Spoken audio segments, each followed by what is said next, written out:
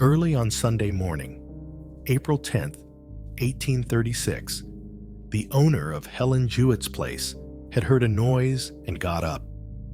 It was around 3 a.m. Helen's body was found in the burnt room with wounds on her head. She smelled something burning and tried to get into Helen's room, but thick smoke came out. She called for Helen, but no one answered. She yelled for help, and everyone rushed out of the building. 3 watchmen came and put out the fire.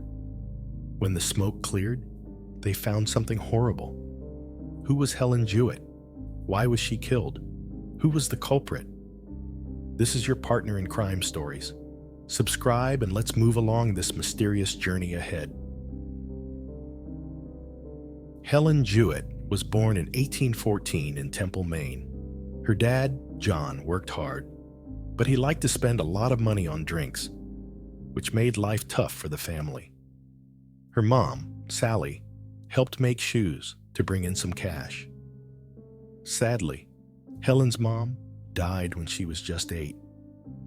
Helen was a good kid and helped her mom a lot. After her mom died, Helen took charge at home, doing all the cooking and cleaning while her dad worked for money. She was a nice and pretty girl, always polite and kind. But when her dad passed, she had to work as a servant at just 13. She ended up in the house of Mr. Nathan Weston, who was a big shot in the court. People said he felt sorry for her and gave her a job. Helen had to work as a servant until she turned 18, living with Mr. and Mrs. Weston. But it wasn't all bad. Even though her job was hard, she got to live with a fancy family. They promised to take care of her and teach her stuff. Living with them, she learned about fancy manners and culture, stuff she wouldn't have known otherwise. Helen got to use Judge Weston's fancy library, which she loved. As she grew up, people started talking about how pretty she was. But there were also rumors about some stuff she did that wasn't so good.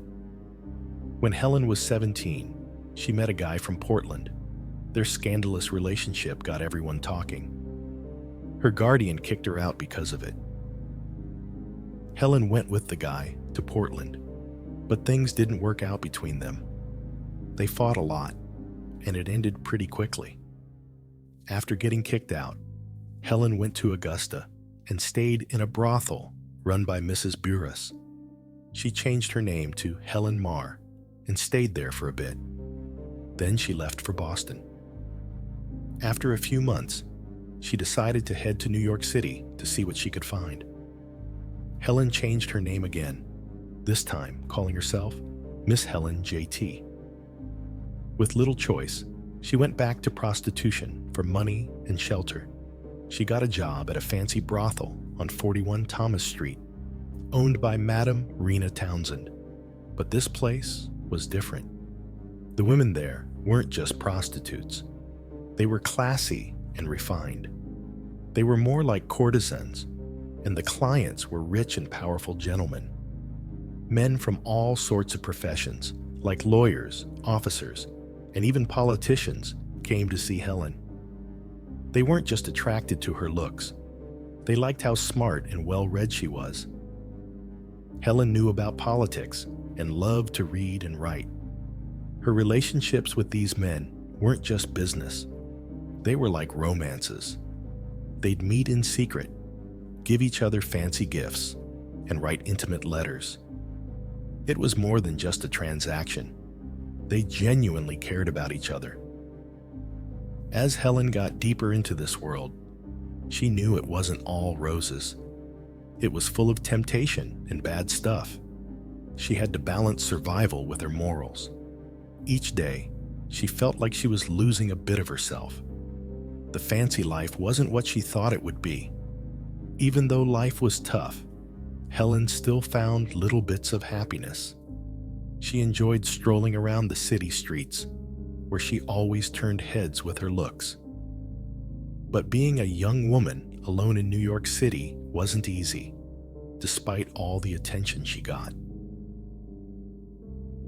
In the 1830s, there was a guy named Richard Robinson. He came to New York around the same time as Helen. Richard was from Durham, Connecticut, and he was known for being strong and always looking sharp.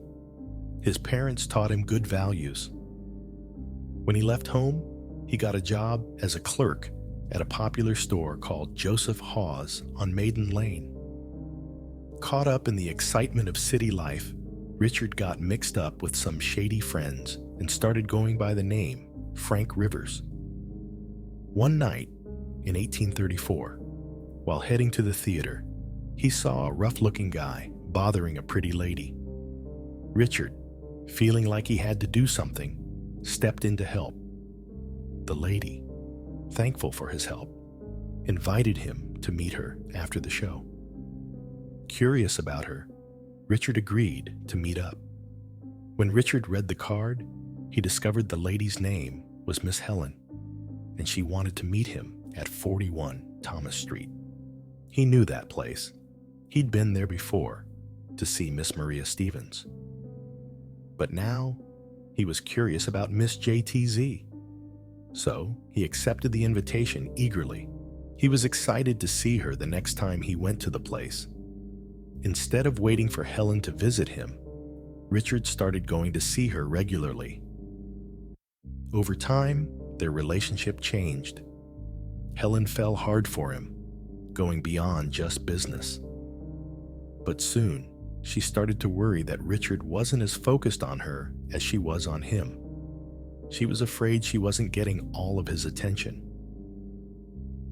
By early 1836, Helen started to believe that Richard was going to marry someone else because of his busy business life. She confronted him, hinting that she might tell everyone about their relationship. Later, she tried to fix things by telling him how much she cared about him, hoping they could make things right. In her last letter, Helen warned Richard not to make her hate him, but Richard didn't take her seriously. He told her not to be foolish and to wait until he couldn't come on Saturdays anymore. Then they could try to be better friends. Early on Sunday morning, April 10th, 1836, Miss Townsend heard a noise and got up. It was around 3 a.m. She found the back door open and a lamp still on upstairs. She checked on everyone and knocked on Helen's door, but there was no answer.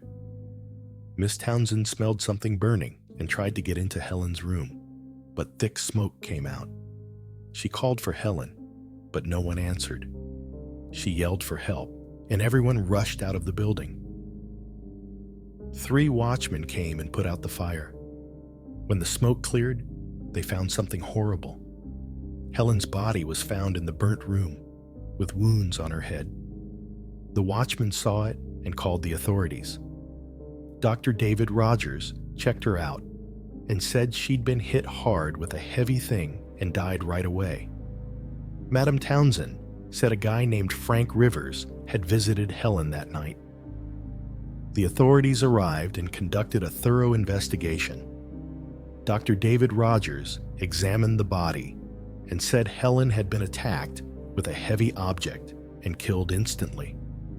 Madam Townsend told the police that Helen had been visited by a young man known as Frank Rivers that night. The watchman found a gentleman's cloak, an axe, and a hatchet in Mrs. Townsend's yard, suggesting the killer had left them behind in a hurry, 42 Day Street, where he lived. They questioned him, but he denied any involvement in Helen's murder. Still, they arrested him and brought him to the crime scene to extract a confession. Despite their efforts, Richard remained calm and denied any part in Helen's death. An inquest was held to determine what happened to Helen. Madam Townsend and the other girls at 41 Thomas Street testified. The cloak found in the yard was presented as evidence, believed to belong to Richard. The jury concluded that Helen had been killed with a hatchet, likely by Richard P. Robinson. Richard was taken to a cell to await trial. Newspapers reported on the murder, sensationalizing the story. Some suggested Richard's motive was to impress Helen with stolen money, while others claimed Helen threatened him over his alleged impending marriage. The trial began on June 2, 1836, with Richard defended by renowned attorney Ogden Hoffman. Witnesses, including Madam Townsend and others, testified against him. However, Richard's defense presented witnesses like Mr. Joseph Hawey, who vouched for Richard's good character. The primary defense witness was Mr. Robert Furlong, who provided a compelling story about Richard's whereabouts on the night of Helen's murder. He claimed Richard was at his store buying cigarettes at the time of the murder.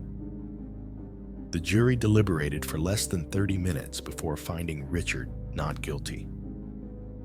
After the trial, Richard faced public backlash. His letters to Helen were released, revealing his true character. He adopted the name Richard Pally and left New York for Texas, where he settled down, married, and had children. He died in 1855, but rumors persist that he mentioned Helen's name on his deathbed. The case of Helen Jewett remains a subject of historical interest, sparking debates about gender, class, and justice in early 19th century America. What do you think about this case? Stay tuned. We'll catch you with a new nail-biting crime thriller tomorrow.